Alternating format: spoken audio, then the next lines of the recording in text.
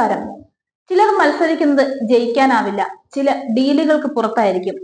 പാലക്കാട് കോൺഗ്രസ് ജയിക്കാൻ വേണ്ടി ഒത്തുകളിച്ചവരെ കുറിച്ച് ഇനി പറയേണ്ട കാര്യമില്ലല്ലോ. അവർ കള്ളപ്പണവും മദ്യവും ഇറക്കിയതെല്ലാം ആവർത്തിക്കുന്നതിൽ ഇനി അർത്ഥമില്ല. കാരണം അവർക്ക് അങ്ങനെയൊക്കെ ജനങ്ങളെ സ്വാധീനിക്കാൻ കഴിയൂ എന്നത് വ്യക്തമായി. അതിനും അപ്പുറം തേടിയ വഴിയാണ് കേരളത്തെ ആകെ ഭയപ്പാടിലാക്കുന്നത്. ഇടതു സർക്കാരിന്റെ ഭരണത്തിൽ പൂർണ്ണ സംതൃപ്തരായ ജനങ്ങളെ തമ്മിലകറ്റാനായി BJP നടത്തിയ വർഗീയതയുടെ ഫോർമുല അല്പം മാറ്റിപ്പിടിച്ചാണ് കോൺഗ്രസിന്റെ വിജയം. രാഷ്ട്രീയത്തിലെ അപകടം പിടിച്ച വിജയ ഫോർമുലയാണ് UDF-ന്റേതെന്ന് ഡോക്ടർ P. സരിൻ പറയാൻ കാരണവും അതുതന്നെ.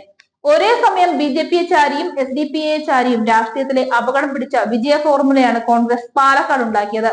അതിൽ വോട്ടർമാർ വീണു പോവുകയായിരുന്നു. SDPI വളരുന്നത് BJP-യെ ചാരിയാണ്. കേരളത്തിലെ UDF-ഉം LDF-ഉം ന്യൂനപക്ഷ വിഭാഗീയതയ്ക്ക് പരവതാനി വിരിച്ചുകൊടുത്താണ് വളർന്നിട്ടുള്ളത്.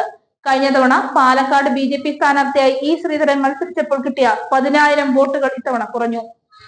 ആ വോട്ടുകളിൽ ഇത്തവണ കുറവുണ്ടായത് രണ്ട് തരത്തിലാണ്. തെരഞ്ഞെടുപ്പിൽ ബലിയാടാകാൻ വേണ്ടി മാത്രം സ്ഥാനാർത്ഥികളെ നിർത്തുന്ന പരിപാടി കോൺഗ്രസും BJP-യും ഇന്നും ഇന്നലെയും തുടങ്ങിയതല്ല. ചിലയിടങ്ങളിലെ വോട്ട് ചോർച്ച മാത്രം മനസ്സിലാക്കിയാൽ അതറിയാൻ കഴിയും. ഇടതു കോട്ടയെ തകർത്ത് വോട്ട് പിടിക്കാനുള്ള BJP-യുടെയും UDF-ന്റെയും ശ്രമങ്ങൾ അമ്പേ പരാജയപ്പെടുമെന്ന് ബോധ്യമായതോടെയാണ് ഇരു മുന്നണികളും തോൽക്കാൻ വേണ്ടി മാത്രം സ്ഥാനാർത്ഥികളെ ഓരോ ഇടങ്ങളിൽ സ്ഥാപിച്ചത്.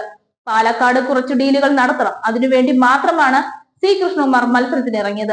അതുകൊണ്ട് തന്നെ BJP-യുടെ സ്ഥാനാർത്ഥിയുടെ പാലക്കാട്ടെ തോൽവിക്ക് പകരം ഇവിടെ ചർച്ചാ വിഷയമായത് K. സുരേന്ദ്രന്റെ നേതൃപാടവം ഇല്ലായ്മയാണ്.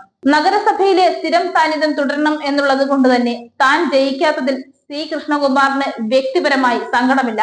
എന്നാൽ അദ്ദേഹത്തിന്റെ തോൽവിയോടെ K. സുരേന്ദ്രന്റെ പടിയിറക്കം ഏറെക്കുറെ ഉറപ്പാകുകയായിരുന്നു. അതായിരുന്നു BJP-യുടെ ലക്ഷ്യവും. പക്ഷെ അതുകൊണ്ട് BJP-ക്കും കോൺഗ്രസിനും ഒരുപോലെയാണ് നേട്ടമുണ്ടായത്. സുരേന്ദ്രന്റെ പടിയിറക്കം ആഗ്രഹിച്ച BJP നേതാക്കൾ കോൺഗ്രസിന് വോട്ട് നൽകി. SDPI-യുടെ വോട്ട് കൂടി കിട്ടിയതോടെ കോൺഗ്രസ് കച്ചവടം ഉറപ്പിച്ചു. നീലപ്പെട്ടി ഇറക്കി കോൺഗ്രസ് കളിച്ച കളിയിൽ BJP-ക്ക് ലാഭം കിട്ടി. പൊട്ടനും പോയി വട്ടനും പോയി വോട്ടും കിട്ടി ഹൈലസ എന്ന് പഞ്ചാബി ഹൗസിൽ കൊച്ചി ഹനീഫ പാടിയതുപോലെ.